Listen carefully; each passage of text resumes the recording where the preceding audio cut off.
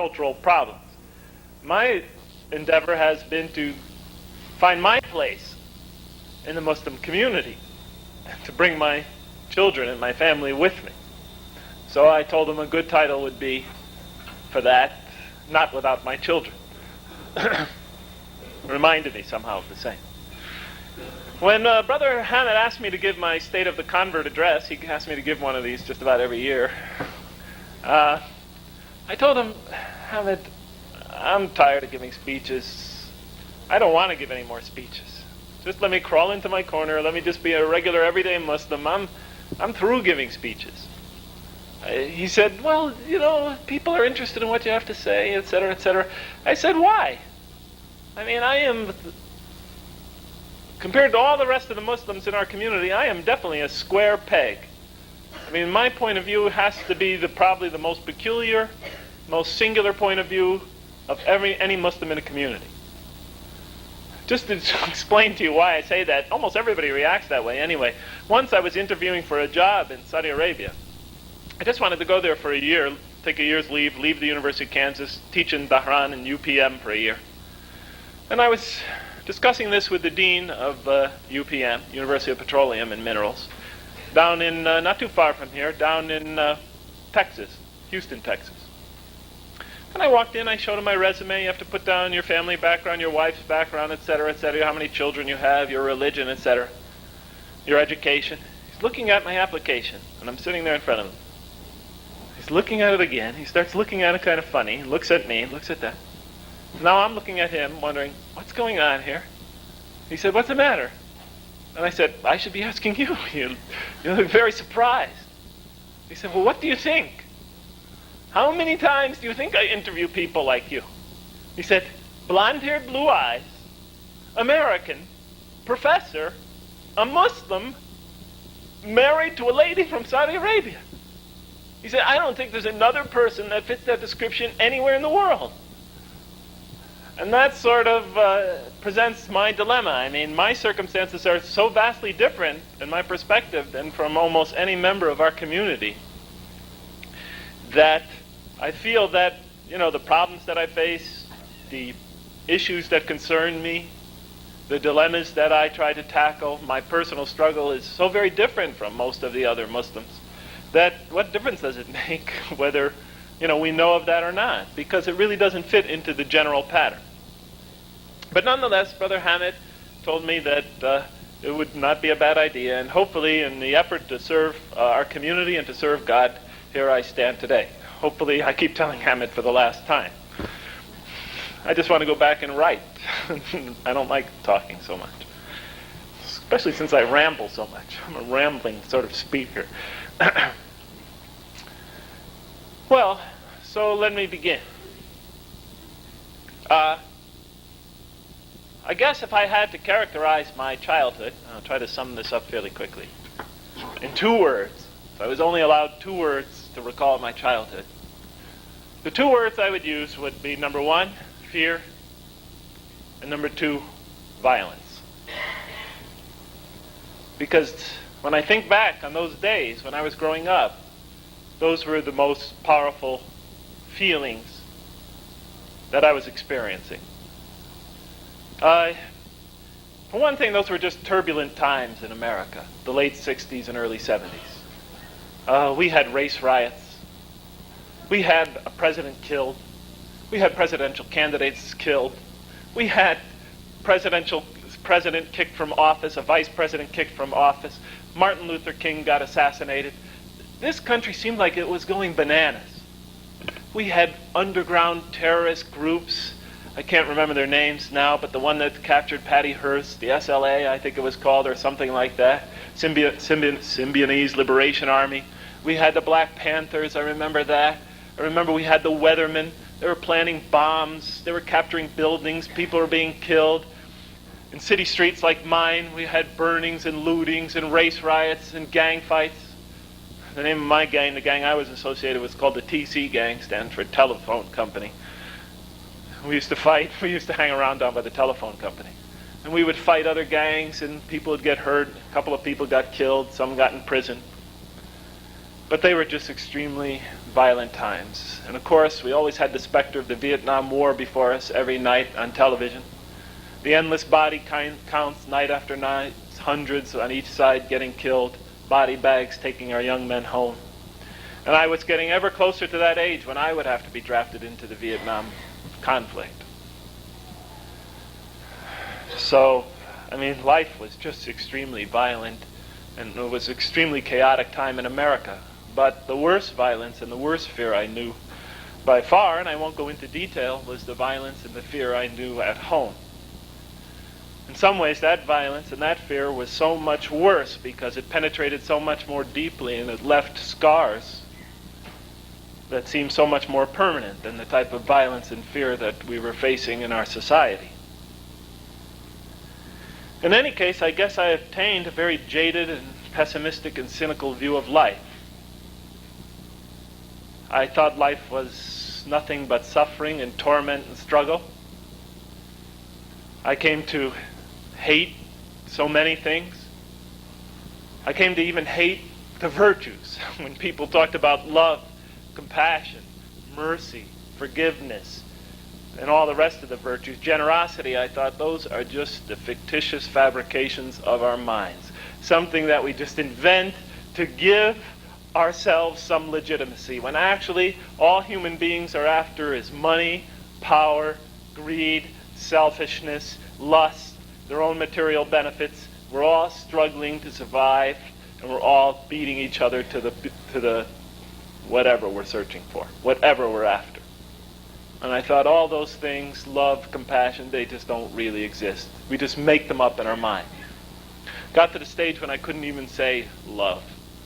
Oh, I would say it to a girlfriend or two over the years, or, to someone else if I felt a relative, if I felt I had to. But I certainly didn't feel it. I just felt that it was the thing to do at that time, the expected thing. I came not to trust anyone and not to care about anyone. I just wanted to get through this life and get it over with. And if it got too difficult along the way, I thought I'd pull the plug. I didn't trust anybody. Except, well, there was one exception. And of course, that was my mother. Because of all the people I ever knew, that was the only person that I knew that I could count on. That would stick by me through thick or thin, that was always there. My mother was a very special woman. She was a strong woman, she was a loving woman, she was a gentle woman, and she was a religious woman. I didn't believe in her religion. I became an atheist. But I felt a little bit envious of her because I felt she was one of those few deluded people that actually believed in these religions that we fabricated. Believed in it so strongly that it actually affected the type of person she was and how she related to other people. And I used to wish that I could brainwash myself into accepting those teachings. But I couldn't. I saw too much violence in the world around me. I saw too much suffering in my life and in so many other lives. And I thought, how can an all-merciful, all-loving, all-powerful God, who had the ability to pop us into heaven, who had the ability to create angels, but yet who created us, how can he create such a flawed creature, such a corrupted creature, and then put him in an environment where he could wreak such destruction and suffering like he does here on earth? Why didn't he just pop us into heaven in the first place? They used to tell me, he wants to save you. He wants to save you. Just do this, he will save you. I used to say, well, let him save me now, for God's sakes. Here I am. I didn't put myself in this predicament. Why am I here? So I became a very strong and committed atheist. But nonetheless, the religiosity of my mother, I think, did affect me. And I was always impressed by religious people, the few I really met in my life, the few I ever really felt were religious. But I was always also quite interested in the religions of others. I don't know, it was a fascination. And when I think about why I was always fascinated about that, I think it goes back to just... and whenever I'd study another religion, I'd always think of my mother in mind and how its universal teachings were reflected in the way she lived. I looked at Eastern religions, Buddhism, Hinduism, Taoism, Confucianism, The Hare Krishnas I thought about for a while, but that seemed too weird, strange for me. But I looked at them. And one thing I did was also converse quite a bit. Studied those religions and conversed quite a bit with people from those religions. And I found that when I conversed with various Muslim students, not Muslim students, students from all over the world, and met students from various backgrounds, I felt that the students from the Far Eastern religions, the ones I just mentioned, although they didn't have many answers, and although they often confessed that they couldn't deal much with the type of questions I had, the ambiguity, the uncertainty of their responses, their own self-doubts, made me at least appreciate and respect their point of view. Sometimes not having an answer is better than giving a foolish answer. And so rather than try to answer my questions, they would simply express their point of view, what they believe, without trying to really approach the type of questions that I had. And I sort of appreciated and respected it. It didn't compel me to believe in their systems because they didn't answer my needs and my questions. But nonetheless, I developed a healthy respect for them and appreciated their systems of thought. The one exception, of course, were the Muslims. Unlike all those people I've just mentioned, the Muslims seem to have many, many answers. Anytime you ask them a question, they always seem to shoot out an answer. And although they had many, many answers, I could never relate to them. I found that of all the people that I discussed religion with, they by far, at least from my Western standpoint, made the least sense. I'm not saying they do make the least sense, but from somebody from my type of background and my upbringing and my past, it's extremely difficult to relate to. Oftentimes I found their answers strange and absurd. I found that we would get into roadblocks time and time again, get caught into corners that we couldn't get out. After so many conversations with Muslims, that was the only religion I never explored beyond the level of conversation, because it just seemed to me to be so filled with so many contradictions, filled with so many problems, that I just couldn't take it seriously, so I pretty much ignored it. I graduated, got my PhD, went to California to teach at the University of San Francisco, fell in with some very nice Muslim friends.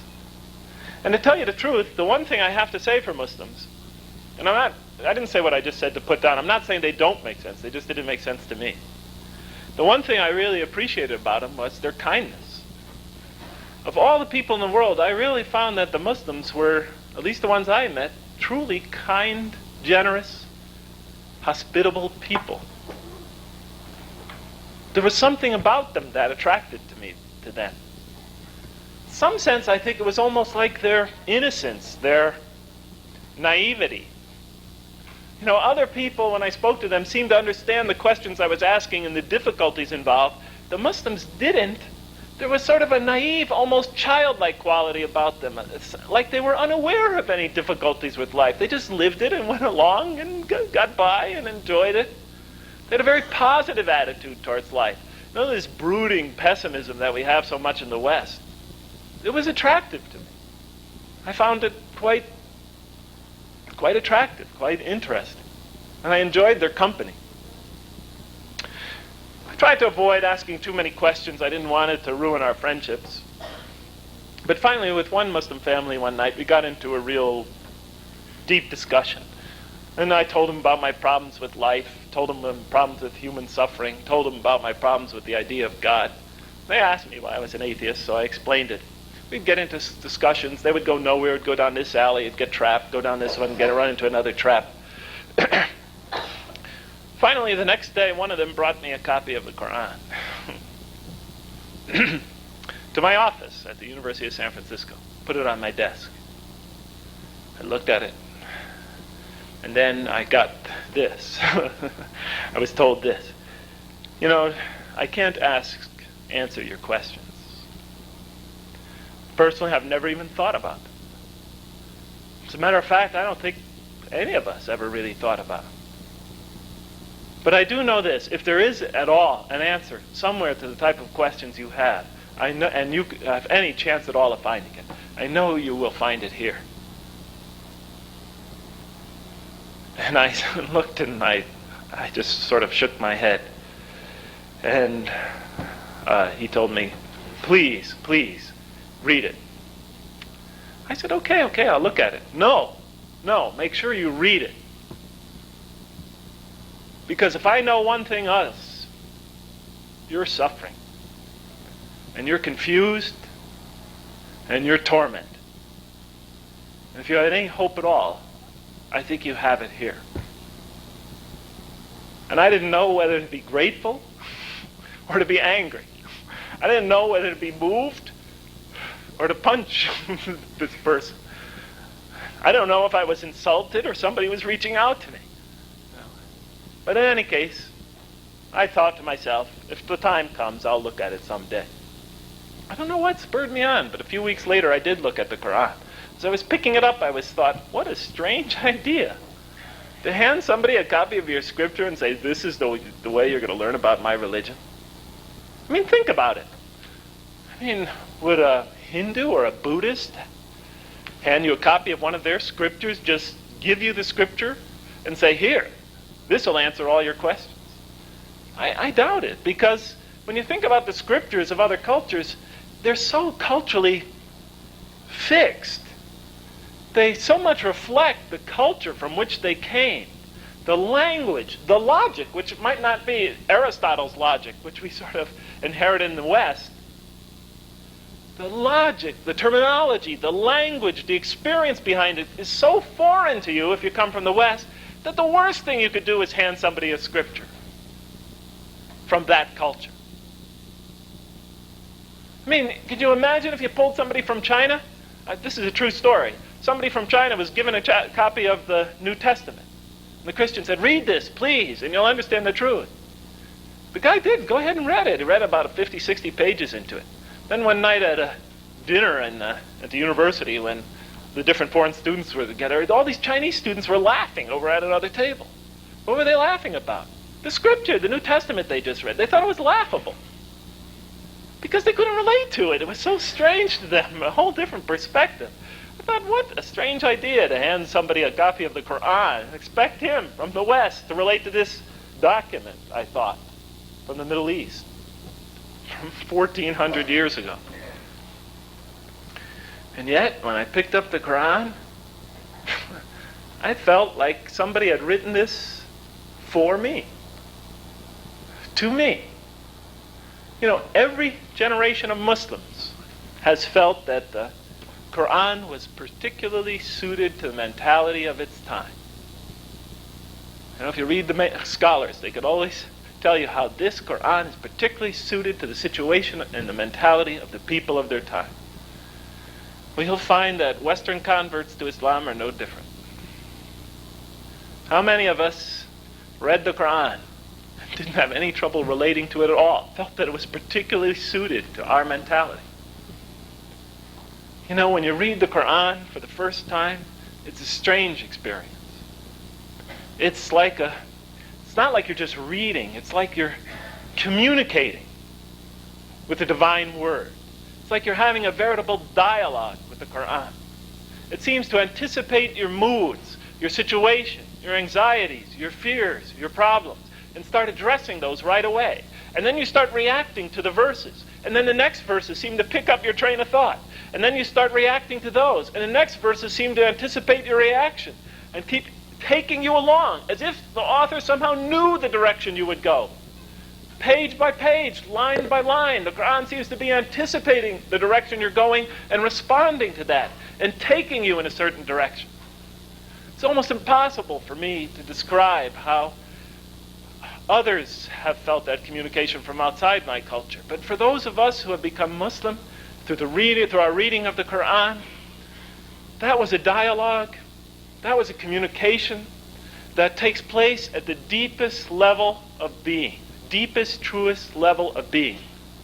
It's a communication from the very essence of what we are, a communication of attributes, of love, mercy, compassion, forgiveness, kindness, wisdom, meeting together, perfect and imperfect, human and divine, creating and created, giving and receiving, of God and man, coming together in a terrific and tremendous and powerful encounter when one reads the Quran.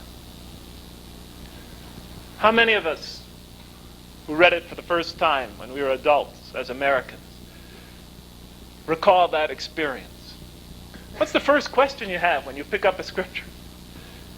Well, what's it going to guide me towards? The Quran promises you in the first surah that it'll guide you. Whatever is your need, it will guide you. How will it guide you? You open up the second surah, Alif Lam Mim. This is the book wherein, no doubt, is the guidance for those who just made that prayer. All right? Who made Al-Fatiha, a prayer for guidance. And then as you read on, what's the first question that every Westerner has in his mind? What's the purpose of life? Why are we here? Why is there suffering? How many of your friends that are agnostics or atheists have put that question to you? And the Quran very quickly takes it up. Quran, in the most dramatic way, takes it up. It has the angels in heaven, ask their creator, why create this corrupt being who will spread violence and shed blood? Why? When you could create us. It's the Western dilemma put before the reader in the most dramatic way. In the most beautiful and concise way. Out of the mouth of the angels comes the atheist objection. And then the Quran begins to give you an answer. Piece by piece, verse by verse. An answer begins to unfold, and the Quran will guide you to it, if that's what you seek. In the second surah, Surah Al-Baqarah, it doesn't complete the answer. It doesn't take you to the end of that journey, but it begins it. It gives you enough to capture your attention, to excite your intrigue. But the Quran never gives you a complete and full discourse, just, like as if I was writing a thesis. It interweaves its themes. Because all these things, the Quran is telling us, are connected. You don't separate them out and dissect them and put this one over here and this theme over here. They're all interconnected and interrelated. So throughout it, it's interrelating its themes. Okay, so you get something of an idea. The Quran has sort of captured your attention on those ultimate questions that so many of us have. And then you read on, and some ideas naturally pop into your head. Okay, I've just heard about the story of Adam. What's the natural question? Well, where does the Quran fit in the Judeo-Christian tradition? It's the natural question. Then Surah Al-Baqarah immediately takes up that issue. Starts talking about the children of Israel, their history. And then the people of the book, the communities that evolved from all that, the two major communities that evolved from that. Then it talks about Prophet Ibrahim and his son Ishmael and the establishment of the Kaaba, and how that's the pure faith, the true faith that all prophets preached, and that Islam is the restoration of that true, pure faith. Puts it all in perspective. The very question one of us, Americans, would naturally have.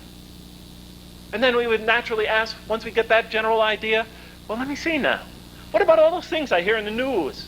The treatment of women is Islam, Muslim practices, the pilgrimage, etc., etc., etc. What about Muslim practices in general? And the rest of Surah Al-Baqarah starts talking about that.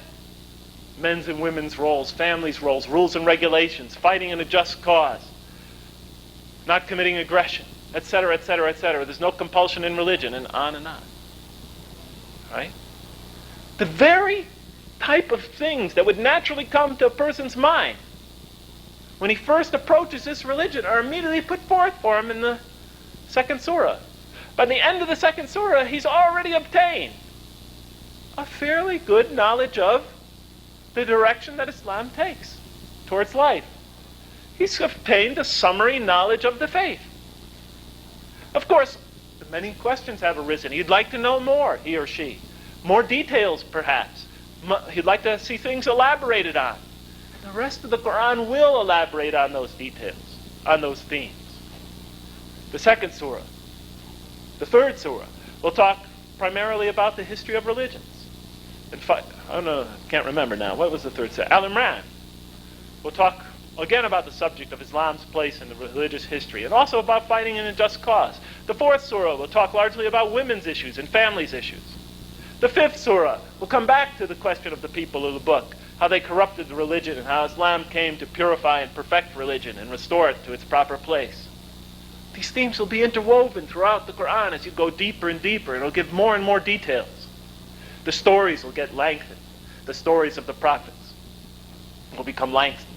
The parables will grow. The Quran provides more and more parables as you get to the middle of the Quran. The style of the Quran, the meter, the rhythm, the poetic, not the poetic, but the literal beauty of it grows and grows and starts to obtain a sort of a rhapsodic quality as you merge to the middle of the Quran. It's growing in intensity, not just intensity of expression, not just that it's focusing on many different themes that it introduced you to in the first surah. Not just because it's starting to concentrate more and more and more as you go to it on you and your relationship to God, and other individuals and their relationship to God, the human individual and his relationship to God, the many signs that manifest God's creative activity in the universe and nature, the beautiful and powerful parallels that are coming at you. But even the music of the Quran, if you'll allow me, is growing in intensity and beauty as you move to the middle of the Quran. By the time you come to the end of the Quran, what do you have there? Now as you come to the end of the Quran, it is you, the reader, and God facing each other in the end of the Quran. It's the reader and his relationship to God which is the subject. The rules and regulations are put back. We no longer are given any more rules and regulations. Right? That's not the concern here. Now the concern is the choice that ultimately faces you as you reach the end of the Quran. Heaven and hell are brought together as you move towards the end of the Quran. This life and the next life and their organic relationship. This is stressed. The last day and the last hour. This creation and its end. The many signs of God and how this will all come to an end. All this great apocalyptic cataclysm. All of this is merging together, coming together and focusing on one supreme, single, ultimate choice that the reader must face and the Quran demands of him as he moves closer and closer to the end of the Quran. So finally the Quran tells him the words that his tortured soul longs to say. The Quran will put in his very heart and try to connect him and shock him to the deep inner soul of his that's crying out for what it needs. It'll tell him, say, He is God, the one and only, the eternally sought by all. A few verses later, say, I seek protection. And believe me, you feel like you need protection. I seek protection in the Lord of every new day's dawn. Say, I seek protection in the Lord of mankind. As if God is reaching out from you, from heaven, and revealing it to you in these words that are right before you. Just say it. It's as if God is calling out to you. Just say it and I will come to you. Just say it and I will comfort you and I will protect you. Just turn to me and say it, and I will shower you with my love, mercy, and protection, and you will experience it to ever greater degrees. Just turn to me. Just say it.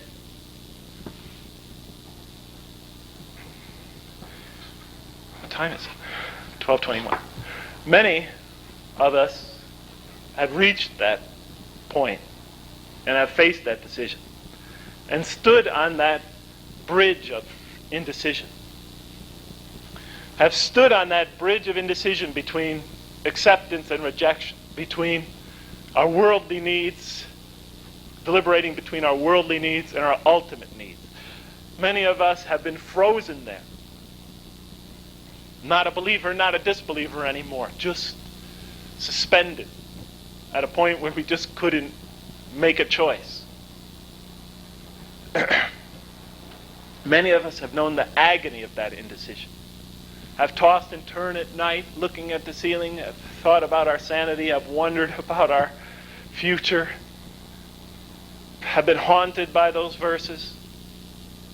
And some of us have stayed with that agony and then finally walked away, and others who faced those verses and faced that Quran knew the ecstasy of surrender. And knew the joy and the peace that comes with throwing themselves into that ocean of mercy that could only come from God, of reaching out with open arms and running to their Creator. I decided, after I was struggling with that choice, that I needed to talk to somebody. So I went to the masjid at the University of San Francisco. I told myself I wasn't going in there to do anything rash. I was just going to talk. And 30 minutes later, I emerged from the masjid. And if I came to realize something very quickly, Middle Eastern way of thinking and the Western way of thinking and the Muslim way of thinking and the Western way of thinking are two different worlds. You often hear an expression in the West that, just here's a simple example, that a picture is worth 1,000 words. Well, the ancient Muslim scholars used to say, and Arab writers used to say, that a single word has tremendous power and is capable of producing 1,000 images in men's minds. So in the West, you see the religious art, for example, expressed in beautiful, bold visual imagery. Well, for the Muslim, their most religious art is expressed in what else but words? Beautiful letters of the Arabic alphabet, in interweaving and beautiful patterns reaching up to infinity towards the heaven. And if you look at the beauty very carefully, if you penetrate through and search for the inner meaning, for the truth hidden behind the beauty, there you'll find verses from the Quran and prayers to God and eternal truths. Because for the Muslim, this is what life is all about. It's beautiful and it's dazzling, but if you penetrate it and look carefully enough into it, you will find an inner truth behind it. This tremendous power of words, I learned that day I went to the masjid. I walked out a half hour later, and I suddenly discovered just how great a single word could have on people. You see, that day I accepted a word into my life that got a tremendous, unexpected reaction from myself. Somehow somebody heard about the designation I accepted, and it spread throughout this Catholic university I was teaching like wildfire. Everybody knew about it. Friends I had were suddenly distancing themselves from me and becoming acquaintances. Acquaintances were now somewhat like enemies. People were scowling at me at the halls. People I would say good morning to would now just walk straight by. Students, I would walk down the hall and hear students saying, "He's the one, that's the one who did it. Yeah, did you hear about that?" Other students from the Middle East, from Muslim countries, were coming up to me, congratulating me for what I couldn't figure out why. They were congratulating me left and right. This was a personal choice, I thought. What did it have to do with them? But nonetheless, in the eyes of some, I was some sort of hero. In the eyes of others, I was some sort of traitor to my country. My parents, when they heard about the news, I had to call them. I was a nervous wreck. I had to tell them what I did. Just get it over with, I thought. I called them. My mom exploded. My dad, of course, he really exploded. It took me 4 or 5 weeks to tell them about that my choice was an intelligent one, an irrational one, as well as a spiritual one. And I think I did a good job of convincing them that. Of course, you know that single word that changed me so dramatically in the eyes of others was the simple word Muslim. I took on the word Muslim into my life. I became a Muslim. And the strange thing was, I thought everyone else was going crazy. I mean, I didn't feel like I changed. I was the same old person I always was. Jeff Lang. I'm teaching my classes. I don't feel any different. I didn't suddenly become some sort of saint. I didn't become perfect. I didn't become holy. I didn't become great or even very good. Still had so many weaknesses, so many insecurities, so many scars from my past. I wasn't any different. But now everybody was reacting as if in a single half hour I had suddenly become something I never was. They all thought I was going berserk. I thought all of them were. But over the months I thought back on it and I tried to think, can 60 million Frenchmen be wrong? I mean, if everyone sees you as somehow dramatically different, maybe you did change in some way, just you weren't conscious of it. So I tried to review what happened, what did I do, in what way did I change? Did I change? Did anything really change in my life? And the only thing I could think of was, for the first time in my life, through the reading of the Quran and my initial experience of Islam, for the very first time in my life, and I know this might seem strange to you, but for the first time in my life I experienced or felt and came to believe in what I can only describe as love. Because when I read that Quran, I felt a love, a mercy, a forgiveness, a compassion, all the things that I no longer wanted to believe in. I felt it in a way that was more real, and more powerful and more true to me than the very ground I'm standing on right now. And somehow, through feeling that, it opened a door of mine towards those feelings that I had shut long, long ago. I just felt such a power, such a beauty, such a caring through my first experiences of Islam and through my study of the Quran that it's impossible to describe. Believe it. When I read that Quran, it was a war inside me. I didn't want to trust again. I didn't want to love again. I didn't want to depend again. I didn't want to know mercy. I didn't want to know compassion. I just wanted to be left alone, to be buried in this earth someday, and to become long forgotten dust. But the Quran and God's calling just wouldn't let me. With all my imperfections, with all my humanity, He just wouldn't let me. And a Muslim, this isn't the end of my speech, but I will say this, that every convert knows that from the day he makes that choice, he is going to face that question again and again and again for the rest of his life. Why did you become a Muslim? Believe it, I was asked it 15 times yesterday. Why did you become a Muslim? And I just want to say this, that the simplest, truest answer that any convert could give, and every convert knows it, because there's so many ingredients that went into that even he or she can't really figure it out. Probably the best answer you could ever give, and I think it was the truest and sincerest, is that in one moment in our lives, a moment that we could have never foreseen in the past, a very special moment, God in His infinite mercy and kindness and goodness simply had mercy on us. Maybe He saw a need so great, a hurt so terrible, an emptiness so vast. Maybe He just saw a readiness. But in His mercy, He made it happen. As a new Muslim, I decided I needed to learn to pray. I wanted to learn to pray. The Quran mentions prayers. The Quran motivates you. I was desperate to know how. So I immediately, the day I became a Muslim, went to the Asr, Maghrib, and Isha prayer. The next day I went to the 5 prayers. The day after that, 5 prayers. I moved my apartment. I moved to an apartment very close to the masjid so I could make all 5 prayers. You have to remember, I was working on campus, so 3 of them were automatic anyway. Noon, Asr, Maghrib. But now the Fajr prayer was easy because it was only a few blocks from my house. The Isha prayer was also pretty easy to make. So day after day after day, I would be going to the prayer. And I found that if discovering the Quran was like discovering love and compassion and mercy all over again, if it's like the intellectual, emotional experience of love, then the prayer for me was like the total expression of it. The prayer for me was like a divine embrace.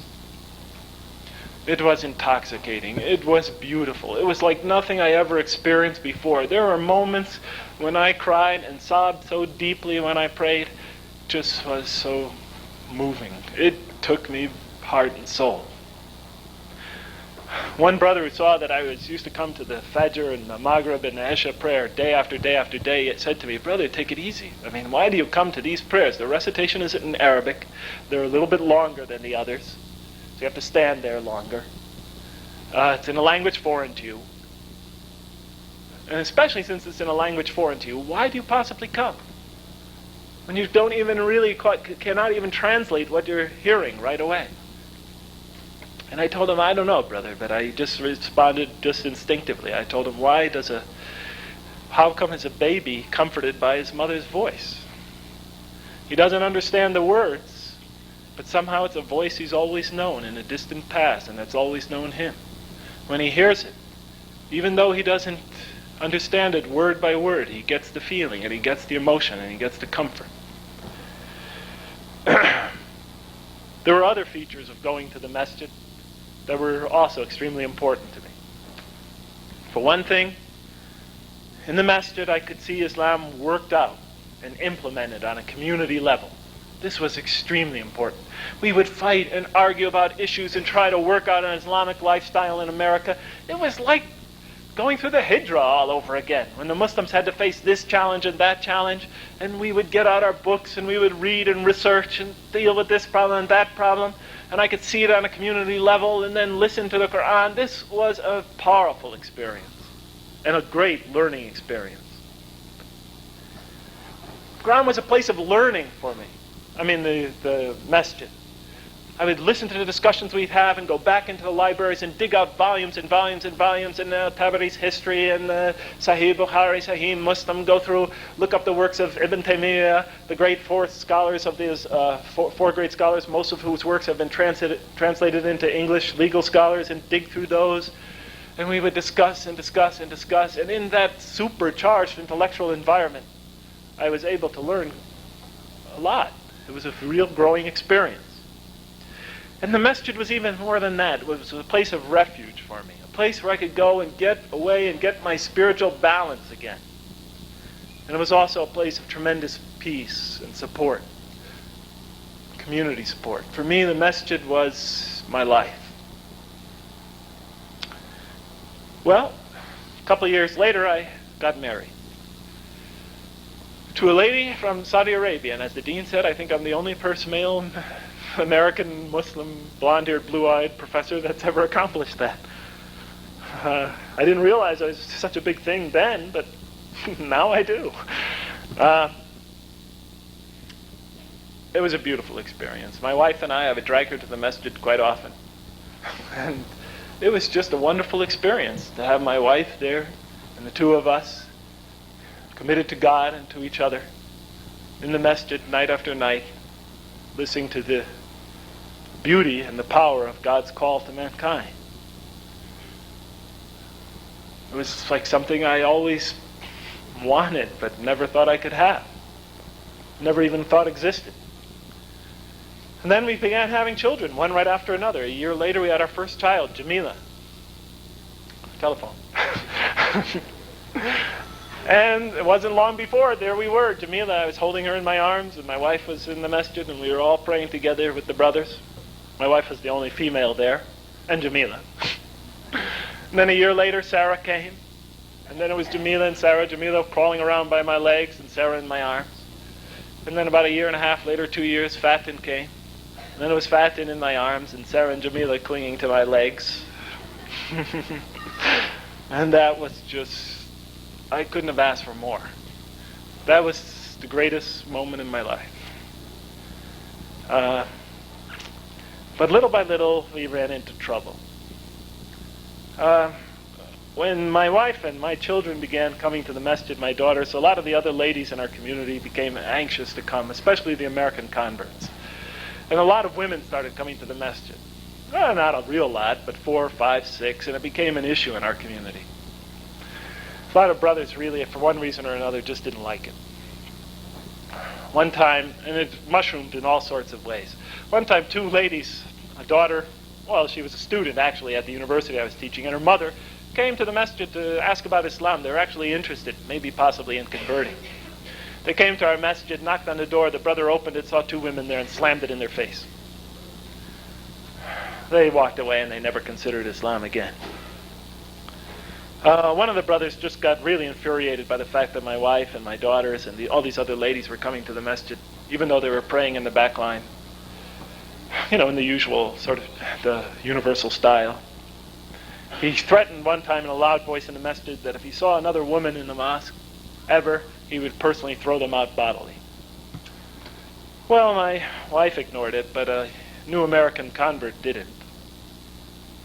She had only been a Muslim for about 4 or 5 weeks. She took the brothers seriously and she left her religion. And today she's a Buddhist. These sort of problems would continue to arise as time went on. My wife just became more and more reluctant. She got tired of going. She preferred to pray at home. She didn't want to have to deal with that. My children kept coming with me for a while, but strangely enough, little by little, they got the impression that the mosque was not friendly to women. I'm not saying it's true, brothers and sisters. I'm not saying it's a fact. But I'm saying it's the way a normal American person is going to perceive it. I remember once my oldest daughter, when she was 5 or 6 years old, said to me, "Daddy, why aren't women allowed in the masjid?" I told her they are. I mean, if you go back to the earliest days of Islam, if you read through Sahih Bukhari, I mean, you have constantly are having hadith reports where the reports are coming from the courtyard in Medina and women are present. I said they were there. They were an active and integral part of the Muslim community. You could go almost every other page, or I'd say at least every third page. There's a report involving a woman in the masjid in one capacity or another, or during a Friday prayer speech where the Prophet and his companion and Bilal go and collect charity donations from the women in their section, and just on and on. I don't want to go through the details, but I told her, frankly, I don't know how it got that way, Jamila, but it did. But to me, when I read the sources of Islam, I just don't see it that way. Maybe I'm blinded by my American point of view. Maybe I'm reading my culture into the facts that I'm reading, but I just didn't see the mosque as an unfriendly place to women in the early days of Islam. I tried to look up the earliest scholarly books I could find to see what the scholars thought in those days. I mean, did Abu Hanifa, did he have an attitude that discouraged women from the mosque, or Imam Malik from participating in the community? And of course, the oldest legal text I could find was Imam Malik's text, the Muwatta. That's really the oldest one that we have that actually comes from the author himself. You know, all the ones from Abu Hanifa are developed by his students later on and stuff, and his students' recollections of things come to us. But we actually have Imam Malik's actual production. And in it, he never seems to indicate that women shouldn't be in our masjids or play a part in our community. As a matter of fact, I remember once he was in one section on the etiquette of eating, towards the latter part of the Muwatta. It's been translated in English. How he mentioned that there's no problem with Muslim families sitting together. He said, for example, there's no problem with a woman dining in the company of men as long as her male guardian is present. And I thought, well, my God, I mean, how did it get this way? Imam Malik says this is the sunnah of the people in Medina. In those days, that early stage of law, they didn't... Imam Shafi'i developed the idea of the Prophet's sunnah exclusively. But in the earlier days, in Imam Malik's time, later part of the 2nd century, after the Hijrah, he was talking about, this is the way that our community has always done things. They used to refer to the standard established practice. So I wonder, what's going on here? I know that my Muslim brothers and sisters are not wrong, so to speak. I know that there's good reason for things the way they are, but somehow I saw a tremendous not tremendous incongruity, but definitely something I just, to this day, I have always had difficulty understanding. But it penetrated and hurt me most deeply one day when I was driving my daughter and my other 2 children, along with the neighbor's daughter, to school.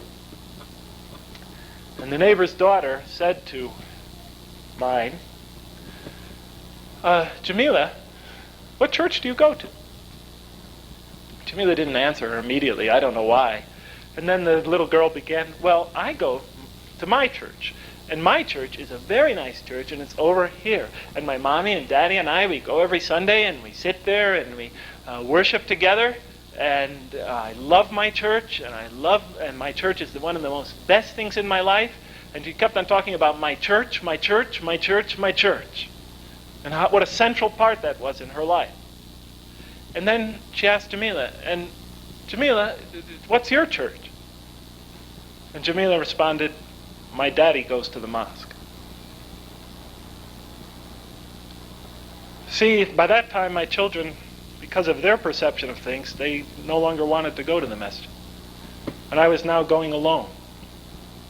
But in my daughter's mind, that masjid wasn't her masjid. It was Daddy's masjid. This little girl had her church. For my daughter, her experience of Islam was through her parents, period. And I felt deeply hurt. I felt deeply hurt because the experience I had, the integral part that masjid played in my life, the beauty I had known, the music of the Quran that I had heard, that call from heaven that had touched me so deeply when I heard it so many times, like a mother's voice. my daughter will never really know. Or at least that's a possibility. And it hurt.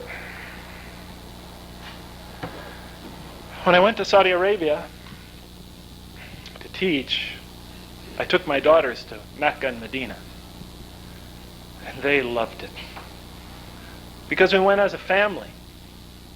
And they saw my wife and I and their uncles and their grandma, they're all sitting together, and we would go there and drink water from Zamzam, the well, and we would eat some tamis, which is my favorite, that baked bread, that Afghani bread, and some fool and hummus or whatever, and we would sit there, and then when we were done, we would clean things up, and we'd sit and talk together and laugh and joke, and the call to prayer would be made, and we, like every other family there, men would go into their sections, the women would go into their sections. We'd hear the most beautiful recitation of the Quran, which echoes up to the heavens in Mecca.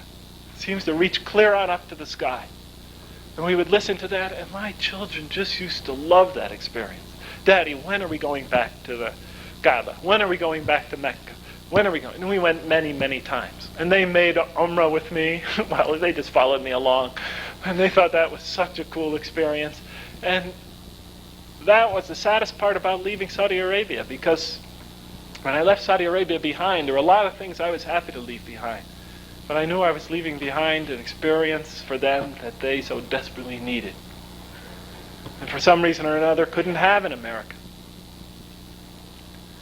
I don't know why it is, but that's the way it is. I think that it's had harmful effects on our community. And I don't think it just has harmful effects on the Muslim converts. When I was in Arabia, I noticed some very disturbing things. And I don't know, I'm not complaining, I'm not criticizing anybody, but I just hope this doesn't infect our community anymore.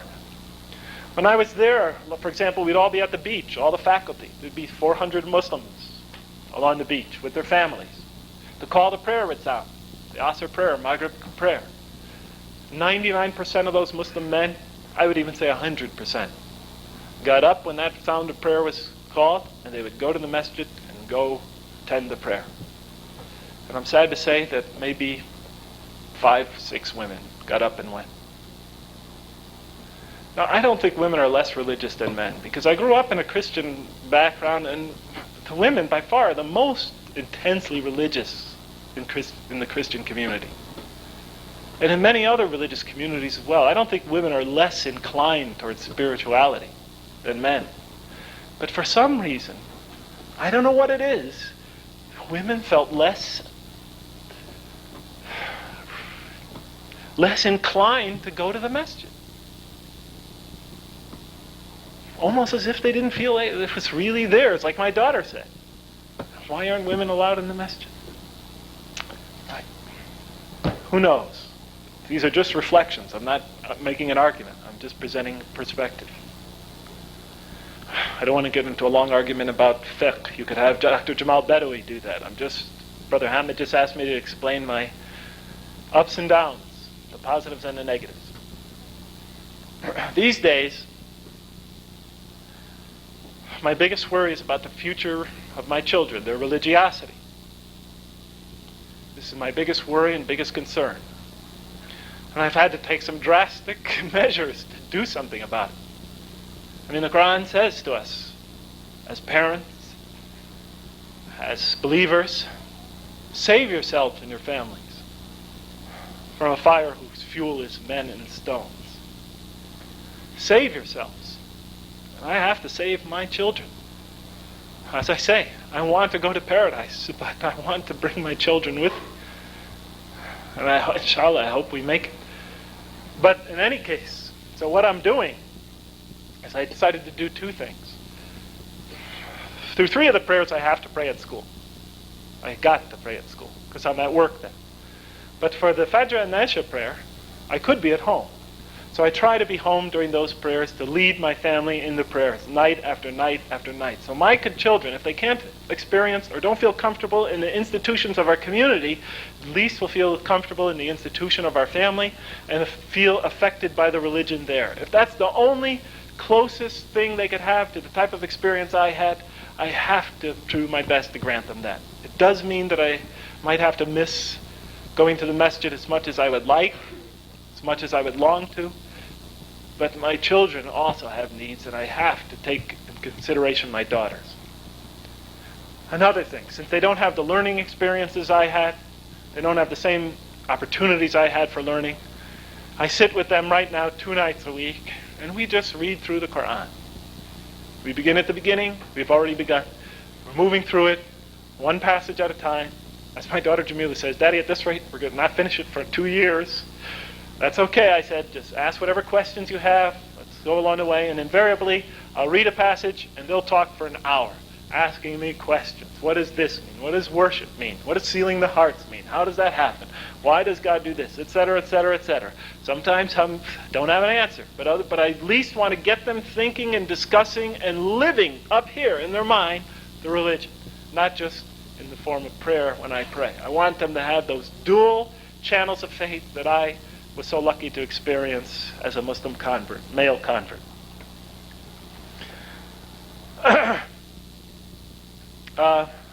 I'll end by just simply saying this. My brothers and sisters, I know I sort of ended this on a pessimistic note. I am truly worried about the future of my children. I know that many of the Muslim brothers and sisters are confident that they will do just fine with theirs, growing up here in America. I could be exaggerating in my own mind. It could be because of my background, could be because of my Americanness, but I seem to perceive dangers that they don't seem to think even exist. The other day I was reading a book by a famous Western scholar who's very sympathetic to Islam. And he quoted Muslim studies in America, objective Muslim studies, thesis studies and whatnot. And one study said that of second-generation Muslims born in America, or the next generation, not the immigrant generation, but the generation that comes after that, or the generation that comes after the convert. That generation, according to studies by Muslim scholars and Western scholars, at least 50% have no connection with the religious community whatsoever within one generation after the immigrant generation. I don't know. It seems like, at least from what I could see, our brothers and sisters are doing fine. But maybe I'm always around the most religious and committed brothers and sisters. They said by the next generation, and these studies were also done in Europe, where there's many more generations to study even. By the next generation, 90%. No connection with the community whatsoever. What was the word they used? Completely ostracized themselves from the mosque. And not only that, but their lifestyle shows no signs of any religion whatsoever. It shows no commitment to any particular religion. They may acknowledge that there's a supreme being, but not much more than that. I've heard similar concerns raised by Muslim youth at the Maya conference. Constantly hear them talk about the great numbers of their fellow Muslim youth that are astray from the religion. The tremendous number that seem to be away from it. I hear about this all the time. But yet, when I see speeches by our older members of our community, they seem to either be unaware of it or seem to feel that they can have found a solution to the problem. I wish they would share it with me, because I am deathly worried. Deathly worried. When I hear our children at the Maya conference calling out to us with such statistics and alarm, I feel it's a call for help. And I don't see where we're doing much to help them. I don't think we're taking seriously their hurts, their desires, their needs, the conflicts that they face, the obstacles that they face, the burdens that they have to live with. I don't think we're listening. But in any case, like I said, I don't want to end on a completely pessimistic note. We'll do what we can. If I can't appeal to the community for help, then I'll do the best I can alone. I love my children. They mean everything to me. And we can never give up on them. And I'm not bitter. Sometimes I think to myself that I wish that I could have become a Muslim 30 years from now, when Islam is well established in the States. And the majority of Muslims are also American Muslims. Might make things a little easier.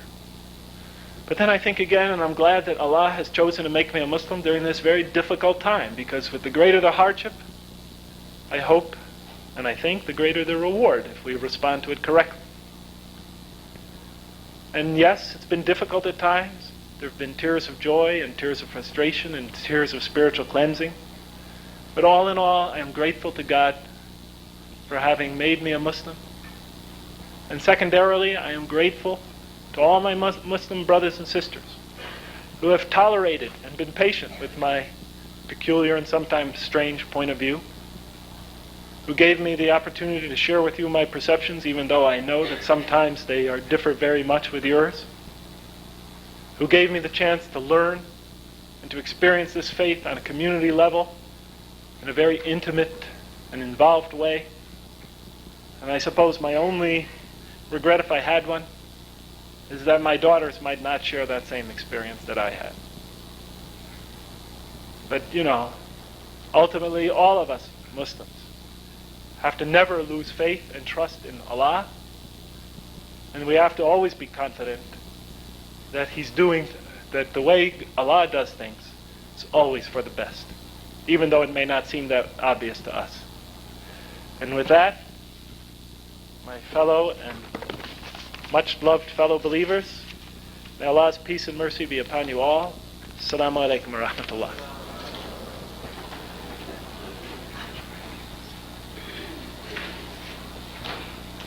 Wasn't that a wonderful lecture?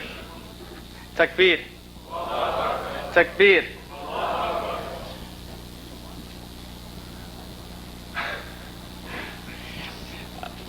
What we'd like to do now is to go into our second session, which would entertain questions and answers. And the format which we would like to do is to have people come to the microphones either at the center aisle here or at the far left here. And what I'd like for you to do is, if you have a question, please identify who you are and if you're affiliated with any organization, and ask your question.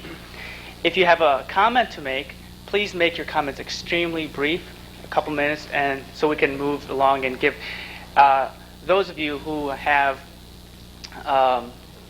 questions, that we can get everybody an opportunity to ask them.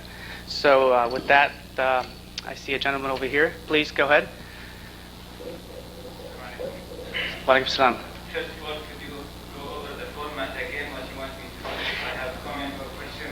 Yeah, you can go ahead and ask a question if you'd like. I just would like each of you to just state your name and if you're affiliated with a particular organization.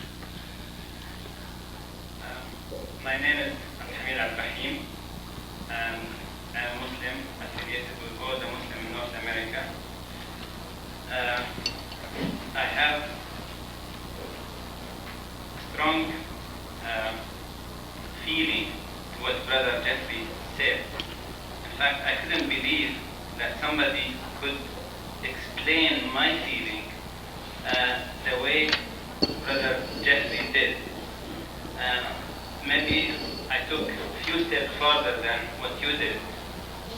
First of all, I have to say the experience you faced with your children as a convert is not unique or alone. We all face similar. I know so many families, or Muslim families, move across the continent in search of to do something toward their future generation. I have to say, Allah subhanahu wa ta'ala told us, إِنَّ اللَّهَ يَأْمُرُكُمْ أَن تُؤَدُّوا الْأَمَانَاتِ إِلَى أَهْلِهَا. Allah subhanahu wa ta'ala order you, make amr, that you give the amana, and I don't think first really explain the amana to its people. And the statistic you made in the first generation, 50%, I think it's exaggerated. I'm living right now, I left my profession to do exactly some of your concern right now. And I'm living like a real nomad, without a camel, by the way. And the statistic by no means is more than 10%. Those who have good affiliation with the mosque. I don't want to, I have to comply with the format that I have to be brief. I'd like to sit with Brother Jeffrey, and in fact, Allah subhanahu wa ta'ala helped us to do a whole unique organization. It's not Islamic organization, but working with all Islamic organizations as a group, self-financed, to do something for the future of our generation. Only one thing, the education. We think we are giving our children education. Basically, what we are doing, we are torturing our children. And the statistic, the fact speaks for itself. And may Allah help us to wake up and do something. Jazakumullah khairan. Thank you very much. Wa alaikum salam.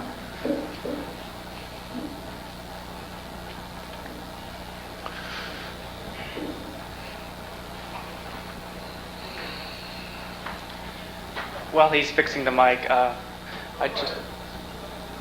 I just appreciate the comment. Yeah, that statistic is just one of many I've heard. They all seem to end up being around that. In some ways, you might be right. That could be based more on the European experience than the American experience, or they might be combining their studies. I think that from my own experience, just by eye, I've noticed, for example, when I was in California, when I was in San Francisco, they told us that we have a Muslim community there of 13,000. But the actual number of Muslims that attended the Friday prayer or were active in the community was just a couple of hundred. So, in Kansas City we have several thousand Muslims living there, residents, American Muslims. And participation in the masjid community is extremely small. So, and by the next generation, it seems that the children almost have no real inclination towards going to the masjid or being involved in their religion. But, maybe here in Tulsa you have a very strong community. It also depends on the activities of the community, I think, the commitment of the community, even the educational background of the community and economic background. In San Francisco, we had a hugely vast number of poor Muslim immigrants, and I mean almost dirt poor. And in Kansas City, well, the population is somewhat different.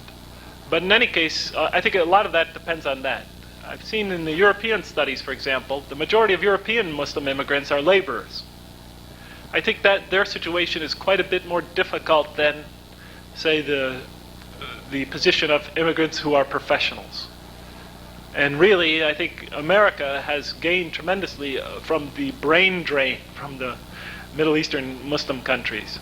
But Europe has gotten mostly a labor population. But I did notice in the big cities where our Muslim communities seem to have the greatest populations, Chicago, Detroit, San Francisco, Los Angeles, Kansas City, Indianapolis, where there's a large number of Muslims who are struggling financially and maybe don't have the same educational background as some of our professionals, it does seem that this problem might weight a little greater there. But that's, again, I'm not sure. That would be an interest. I would like to see what sort of studies you're doing and how's it going along. I would love to be proven different. And then we could analyze and figure out what we could do to even improve that. But I appreciate your comments. They're really good. Yes, go ahead. Funneling. Alaikum salam. I'm David Swattery, writing a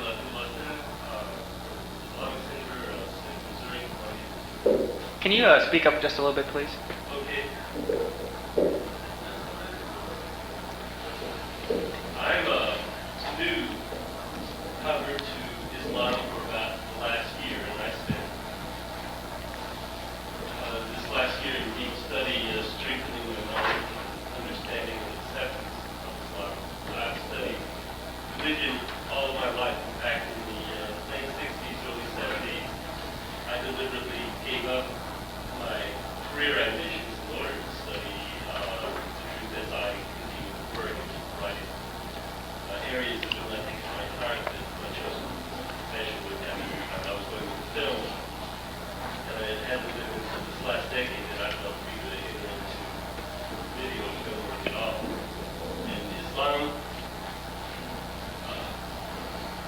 very, very important to me. As far as I'm concerned, Jeffrey, what you said today is extremely emotional. I know that you gave it perhaps rather unemotionally, but I felt very emotional. I think most of us here did. I have children that are not living with me. Their mother and I went through my this before I came to Islam.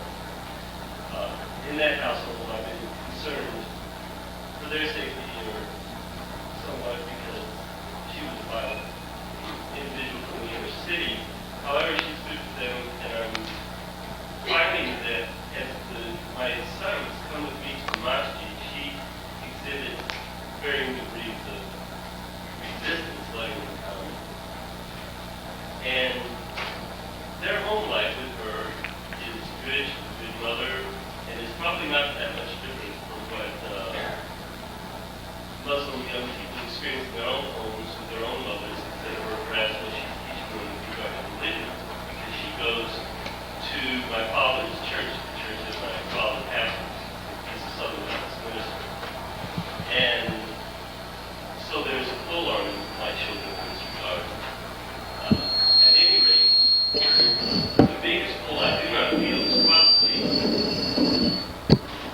I don't feel that the pull is primarily between Christianity and Islam, but between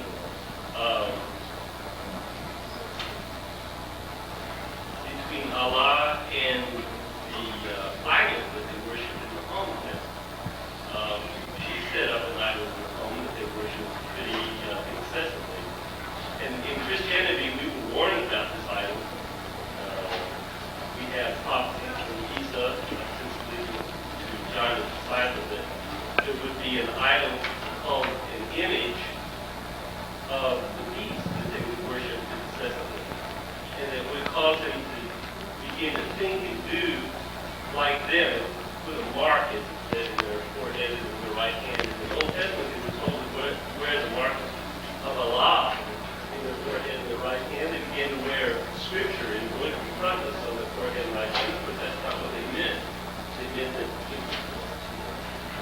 causing them to think and do like what Allah commanded. So the mark of the beast that they're talking about, in my opinion, is the mark of the beast society that Daniel in Revelation outlined. And this mark is caused by worshiping the image of the beast that can speak. In my opinion, if we put a golden calf into the home and set it up in front of our families, it would be a great outcome, especially if this golden calf began to speak and move.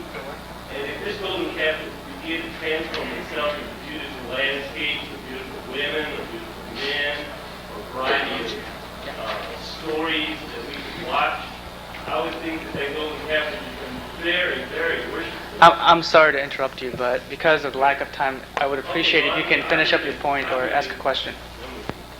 At any rate, I believe that we're setting up an idol in our home called the television, which is an image of this beast society that they're trying to create. And we're leaving our women and children at home to watch it while we go to the mosque. This is very serious.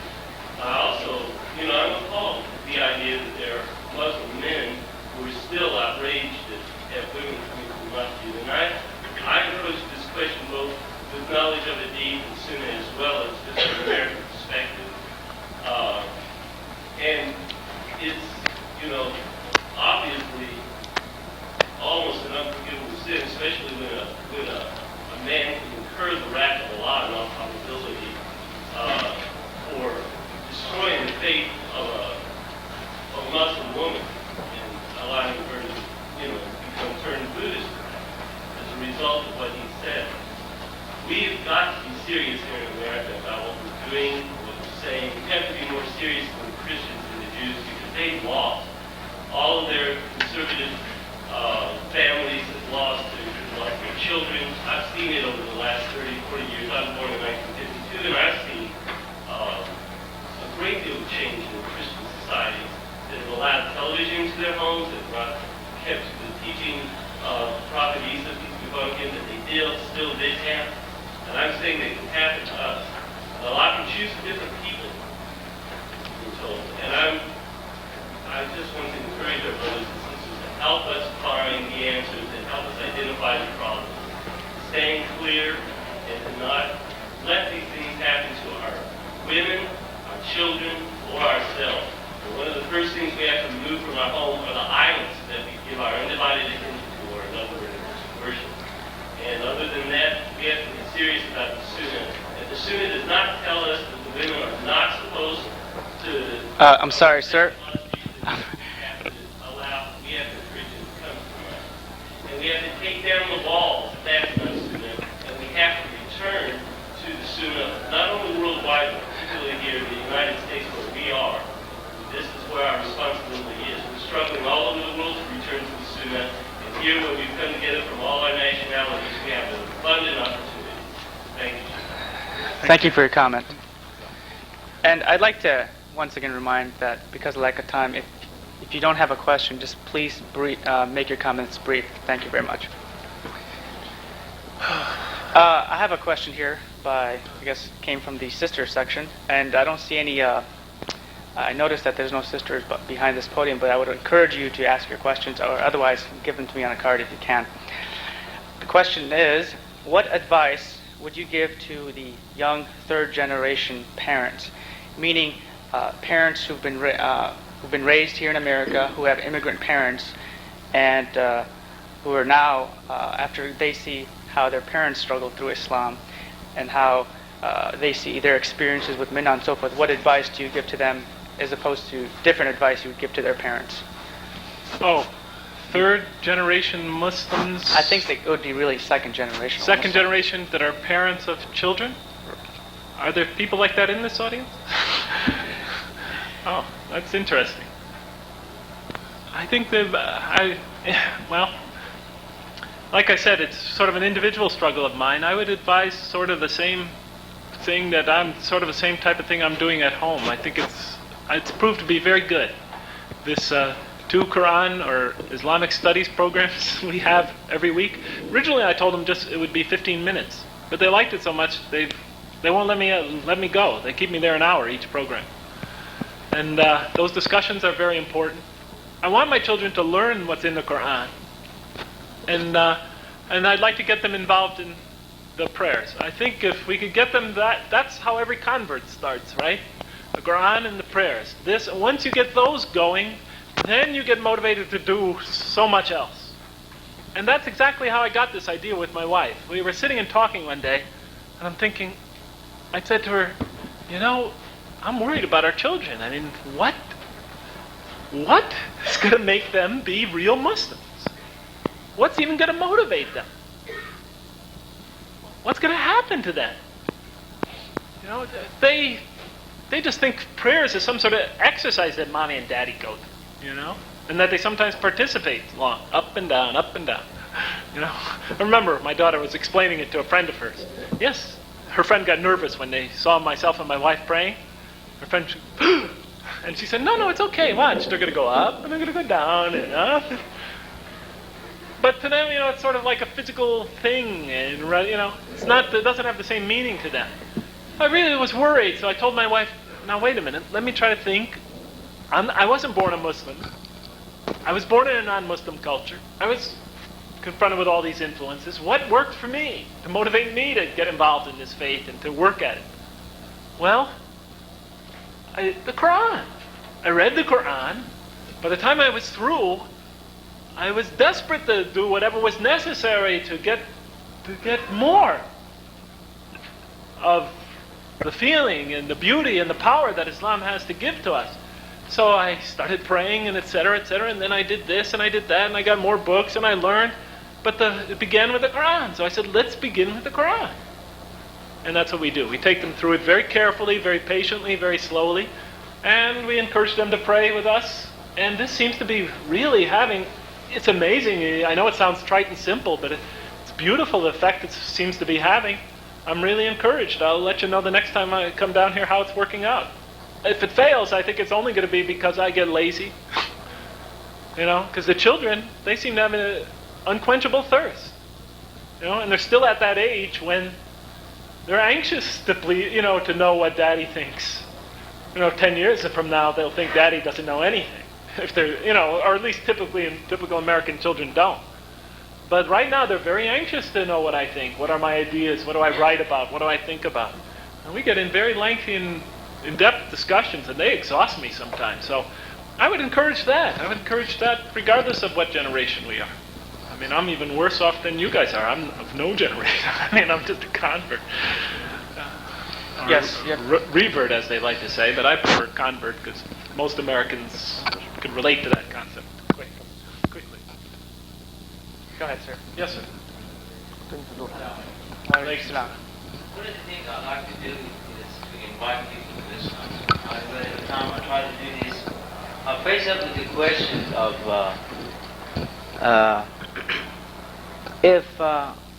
if Islam is a social purifier, how come there is so much impurity in Middle East, and there is a chaotic world out there? Jazakumullah. Oh, Thank you. If Islam is such a social purifier, then why is there such impurity in the Middle East? Well, I don't know. There's impurity everywhere, you know. I mean, in the West and in the Middle East. I mean, God could reveal His guidance to mankind, but He's not going to force you to follow it. You know.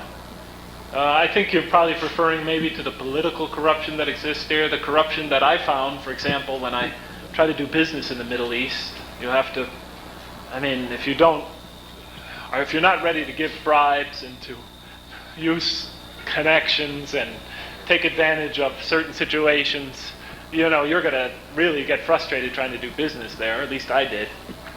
But I think that corruption exists. The human being himself is potentially corruptible. We all are. And societies are no different than people. To the degree they follow God's guidance, that will determine how pure that society is. Just, I see no difference between people or societies. I think that, I mean, honestly, I've talked to many, many brothers from the Middle East about Islam, and you'll be surprised at this, all of you sitting here, because you seem like deeply committed Muslims, but I find that most of them have never even read the Quran. I mean most. And this is not 55%. I mean most. I've had brothers come up to me after I've given a lecture and said, you know, I think I'm going to read that Quran. You know? I've never read it before. I don't even know what's in it. You know? Or I talk to people from the Middle East and they'll tell me something from their culture and tell me it's in the Quran. You know, in the Quran we believe this or that, or the Quran teaches. And I'm thinking, I read the Quran many, many times. I never said that. I don't think that's there. Ah, well. So, you know, I think that the people are quite ignorant of what their religion teaches. Honestly, I think that's much true. I don't think Middle Easterners are much different than Americans in that regard. Most Americans have very little knowledge of what Christianity teaches or represents. I think I found this even to be more true of Buddhists and Hindus, etc. And I think Muslims are similar. You know, most of them really have not made much of an effort to learn. I think when they do, you could see a transformation take place in their life. So let's just hope our communities work harder at obtaining knowledge. Thank you for the question. I've got a question here.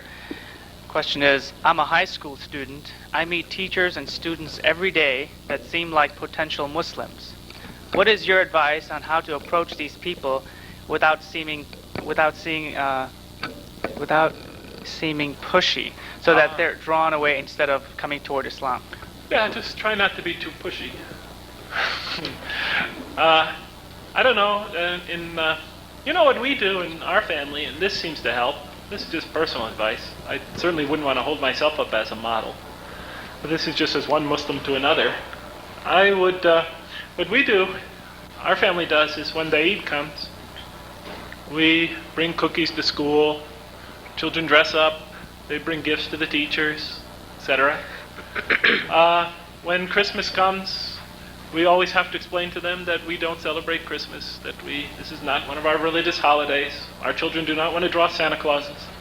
Our children do not want to stuff stockings. Could you please give them another activity? And we do it very politely and very patiently. When Ramadan comes, we explain to them that, you know, on the weekends at least, because our children are 6 years old, 5 years old, we let them fast part of the day. that we hope in the future our children they're gonna make room for our children to pray, etc., etc. We're in constant dialogue with the teachers. We don't tell them, I want you to believe in Islam. We tell them that what we believe, what's important to us, and would you please try to accommodate our needs as Muslims. And we'd like to celebrate, we'd like to share with you some of the humanitarian, social positives of our faith. Like sharing with people our celebration of, giving them cookies, if they would so choose, when Ramadan comes, etc. Right?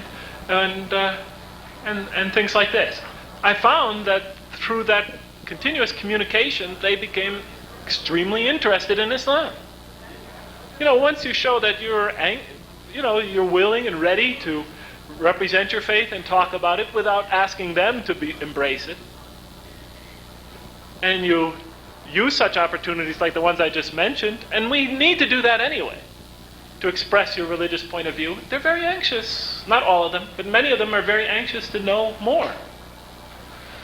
And so I know now that, every member of my daughter's school has asked me or my wife for a copy of a book I wrote. And many of them have asked for preprints of my second book. And some of the teachers have come to me and asked for a reading list about Islam. One teacher told me that she loves the religion very much, but she hasn't reconciled the idea with her parents, etc. But the point of it is that, just try to be a Muslim. Stick up for what you believe in. Don't be shy about expressing what your needs and what your desires are as a Muslim. And I think people will naturally want to communicate with you. If you make it look like you're trying to sell them something, no. But if you just make it, this is part of my life, it's an important part of my life, so extremely important that I want you to be aware of this and that so that you will not violate things that are important to me, then people are quite anxious to find out what you believe because they don't feel threatened in that context. They feel that you're coming to them, you're being upfront with them, you're trying to get a certain type of response from them as far as your needs go, so they're quite willing to discuss them. I found this is a very effective way to open the subject of Islam with people. Okay, and we'll take 2 more questions from that side. Assalamu alaikum. Dr. Lang, the question I have is related with your last night's lecture, and you briefly mentioned about the Eastern philosophies of Taoism and Buddhism. And as I understand, you can draw a parallel between these two between the philosophy of Islam and the philosophy of between these Eastern philosophies.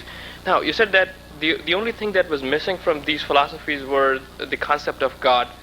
I was wondering what exactly is the factor that necessitates the introduction of the concept of God, while those goals are already being met with those philosophies.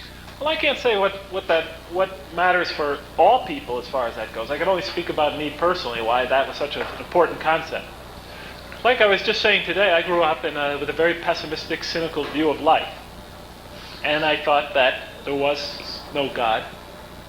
And that because of that, there was no such thing as virtue or justice or anything like this, okay? So this was my feeling. So, when I studied those Eastern philosophies, I thought these are nice programs of living. These are nice, balanced philosophies.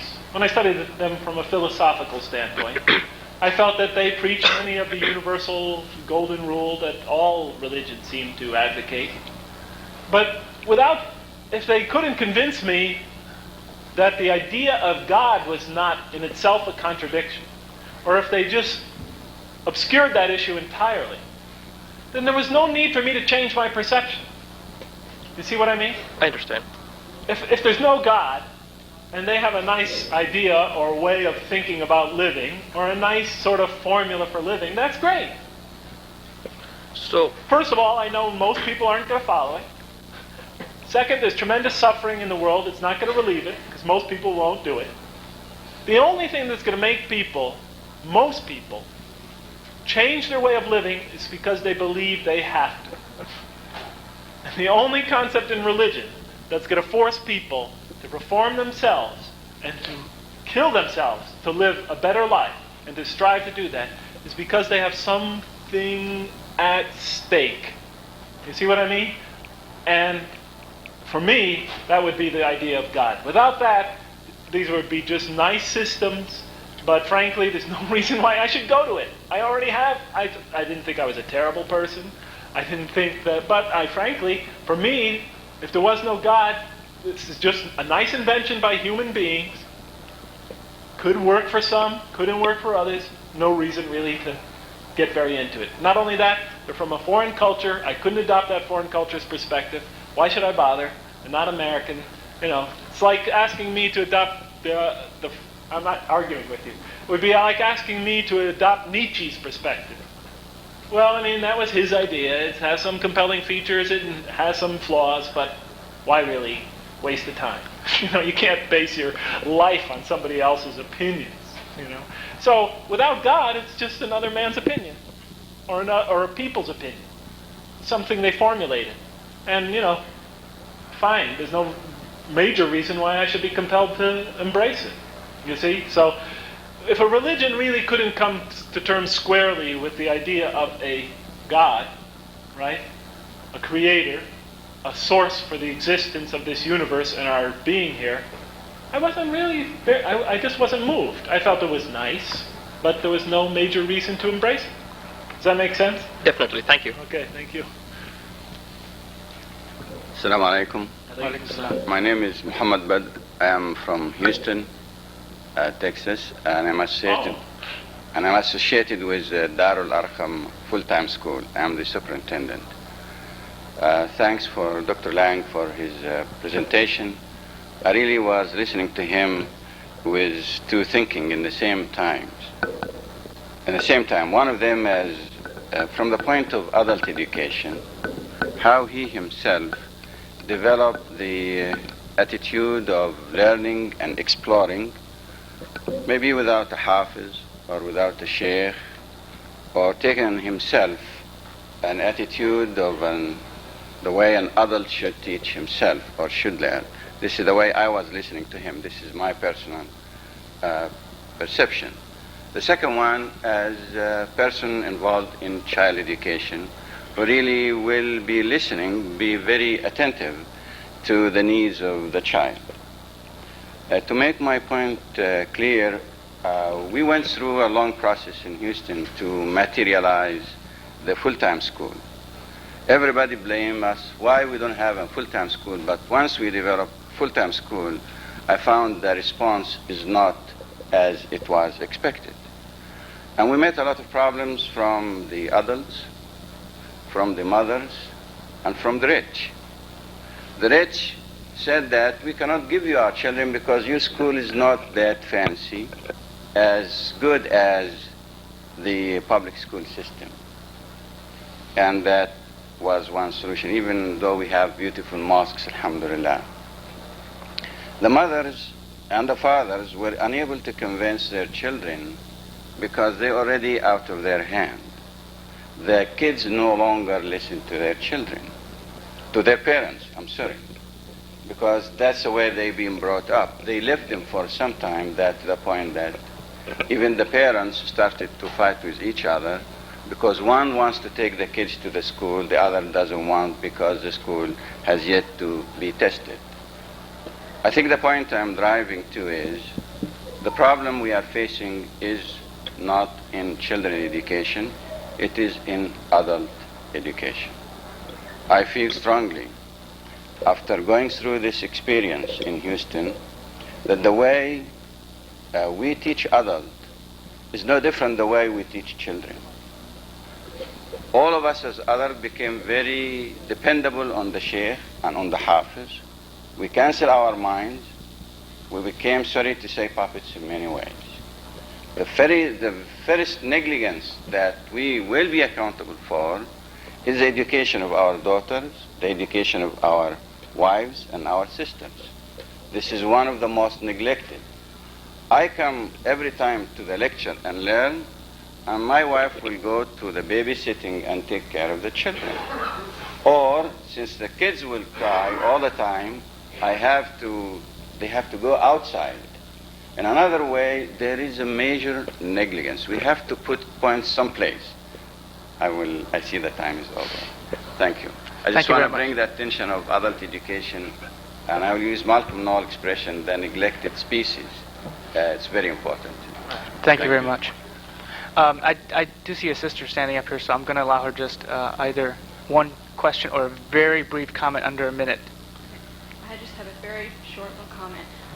Adding on to the list that Brother Lang gave about suggestions for the high schoolers, help you theology as teachers, a lot of schools are starting to add studies of the Arab nations or study of Islam into their social studies or history classes, or geography even. And teachers love to have speakers. Right. So as a parent or even as a student, offer to your teachers when you get to that subject to speak on it, for a day, and they would love it. Yeah, you're right. My Thank you. wife gave a speech at my children's school already, and my daughters, Jamila and Sarah, each have given a speech on the meaning and purpose of Ramadan in Muslims' life. I mean, a little 6-year-old kid up there in front of the auditorium reading a speech. But, I wrote it for her. But in any case, she did a great job. The teachers were really impressed. After that speech, as a matter of fact, that's when they all asked for the book. So, you're right. That's a great advice. I missed it. Well, with that comment, I'd like to thank Dr. Jeffrey Lang for coming to our conference and particularly to this session. And I just want to make a brief comment about what I believe some of his special qualities and contributions are to Could I Muslim leave Ummah first? here. Sorry.